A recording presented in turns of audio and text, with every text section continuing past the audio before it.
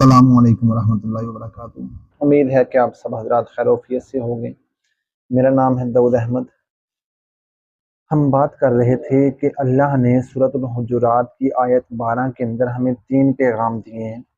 اگر وہ تینوں خوبیاں ہمارے معاشرے کے اندر آ جائیں، معاشرے کے ہر فرد کے اندر آ جائیں، فرد بھی بہتر ہو جاتا ہے، فرد کی بھی اصلاح ہو جاتی ہے، معاشرہ بھی سمجھ جاتا ہے۔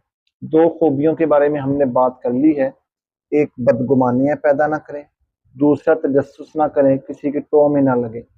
تیسری جو بہت اہم ہے، جو آج کل ہر مرد و عورت کے اندر ہے، دوسری بھی ہیں 2، یہ تیسری بہت اہم ہے، غیبت۔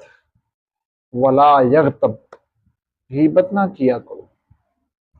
اور غیبت کرنا ایسا ہے اللہ نے کہا اپنے مرے ہوئے بھائی کا گوشت کھانا۔ اور پیارے آقا مدنی صلی اللہ علیہ وآلہ وسلم کی حدیث ہے، الغیبۃ اشد من الزنا۔ پیارے مدنی آقا صلی اللہ علیہ وآلہ وسلم نے فرمایا غیبت زنا سے بھی زیادہ سخت ہے۔ کیوں زنا سے زیادہ سخت ہے؟ علماء فرماتے ہیں جو زنا کرنے والے مرد عورت ہیں، یہ ان دونوں کا معاملہ ہے اور اللہ کا معاملہ ہے، تیسرا شامل نہیں ہے۔ لیکن جب غیبت کی بات آتی ہے اس وقت تیسرا شامل ہو جاتا ہے۔ مثال کے طور پر میں کسی کی غیبت کسی دوست کے سامنے کر رہا ہوں، تیسرے دوست کی، ٹھیک ہے، میں اس کی غیبت کر رہا ہوں، وہ میرے سامنے نہیں ہے، میں اس سے معافی بھی نہیں بعد میں مانگ سکتا ہوں۔ میں اس کے بارے میں وہ باتیں کر رہا ہوں جو اس کے اندر ہے ہی نہیں، یا ہیں میں مرچ مسالہ لگا کر باتیں کر رہا ہوں، تو میں اس سے معافی بھی نہیں مانگوں گا، مجھے ہوگا میری عزت کم ہو جائے گی، میری ویلیو اس کی نظر میں کم ہو جائے گی، میری دوستی اس سے ختم ہو جائے گی۔ تو اس کا تو گناہ ہو گیا نا، حقوق العباد کے اندر آ گیا، غیبت کا معاملہ حقوق العباد کے اندر آ گیا۔ 2 عورتیں بیٹھتی ہیں، لے بھی لگیاں ہوئیاں محلے دیا ساریاں گلاں کر لینیاں، فلانی ایویں فلانی ایویں فلانی ایویں، وہ نوہ ایویں، وہ سس ایویں، وہ درانی ایویں، وہ جٹھانی ایویں۔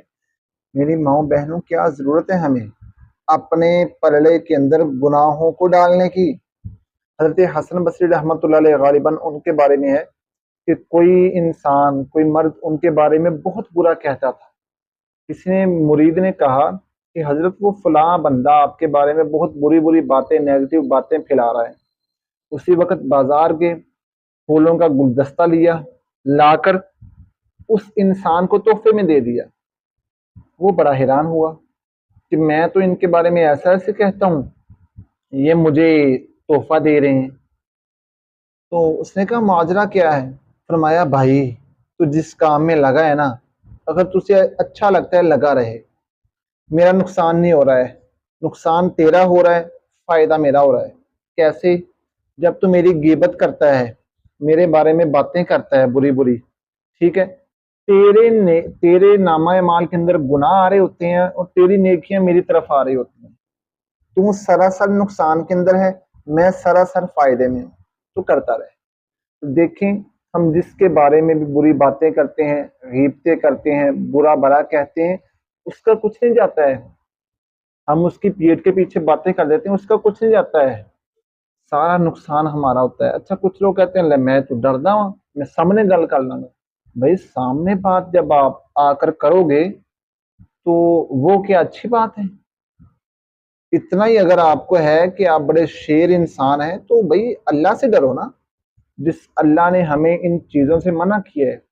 مزے کی بات، اللہ نے کہا اگر تم نے بدگمانیاں بھی پھیلا لی، اگر تم نے تجسس بھی کر لیے، اگر تم نے غیبت بھی کر لی، یہ سارے تینوں گناہ تم نے کر لیے، کوئی بات نہیں، گھبرانے والی بات نہیں ہے، ٹینشن والی بات نہیں ہے، میں اللہ غفور الرحیم ہوں، تم توبہ کرو میں معاف کر دوں گا۔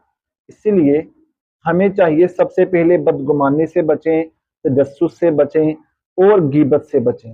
اگر ہم نے یہ تینوں کام، تینوں عادتیں ہمارے اندر ہیں، ہم انہیں اپنے اندر سے نکالیں، ختم کریں، اچھی خصلتیں، اچھی عادتیں پیدا کریں، اور یہ جو گناہ ہم سے ہو گئے ہیں اللہ سے توبہ کریں، اللہ معاف کرنے والے ہیں۔